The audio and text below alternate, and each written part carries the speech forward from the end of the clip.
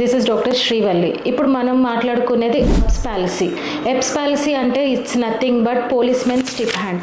అంటే ఏంటంటే ఇది ఇలా వస్తుంది, బై బర్త్ వచ్చే ప్రాబ్లం ఇది, పోస్ట్ డెలివరీలో వచ్చే కాంప్లికేషన్ ఇది. సో ఇది వచ్చేసి బ్రేకియల్ ప్లెక్సస్ ఇంజురీ అంటారు. బేబీని బయటికి తీసేటప్పుడు ఇక్కడ నుంచి మనకి ఒక నర్వ్ అనేది కంప్రెస్ అవ్వడం వల్ల ఈ హ్యాండ్ వచ్చేసి కంప్లీట్ గా ఇలా అవుతుంది. ఇది పోలీస్మెన్ స్టిప్ హ్యాండ్. అంటే ఎలా అయితే మనం పక్కకు పెడతారో అది దానికి వచ్చేసి పోలీస్మెన్ స్టిప్ హ్యాండ్ ఆర్ ఎప్స్ పాలసీ అంటారు. ఈ ప్రాబ్లమ్ వచ్చేసి మనం స్టిమ్యులేషన్స్, బేబీ చాలా చిన్నగా ఉంటుంది కాబట్టి డైరెక్ట్ స్టిమ్యులేషన్స్ అనేవి ఇవ్వము.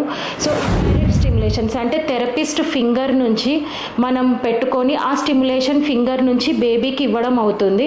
ఇది ఇవ్వడం ద్వారా మన ఏ మజిల్, ఏ నర్వ్ అయితే మనకి ఎఫెక్ట్ అవుతుందో అది మనకి మళ్ళీ కూడా నార్మల్గా యాక్టివేట్ అయ్యే ఛాన్సెస్ ఉంటుంది. ఇది 1 to 3 months ప్రోటోకాల్ ఉంటుంది. ఇది ఇవ్వడం వల్ల మళ్ళీ బేబీ హ్యాండ్ వచ్చేసి నార్మల్ పొజిషన్కి అవుతుంది. So we are specialised in paediatric physiotherapy also. So we have specialised equipments in paediatrics. మా దగ్గర ఇన్ పేషెంట్ ఫెసిలిటీ కూడా ఉంది. 24/7 హోమ్ సర్వీసెస్ కూడా అవైలబుల్ ఉన్నాయి. మన శర్మాస్ ఫిజియో అండ్ రీహాబ్ సెంటర్కి సంప్రదించగలరు. ఈ బిలో ఉన్న నెంబర్కి కాల్ చేయండి. మా బ్రాంచెస్ వచ్చేసి చింతల్ అండ్ కోంపల్లి.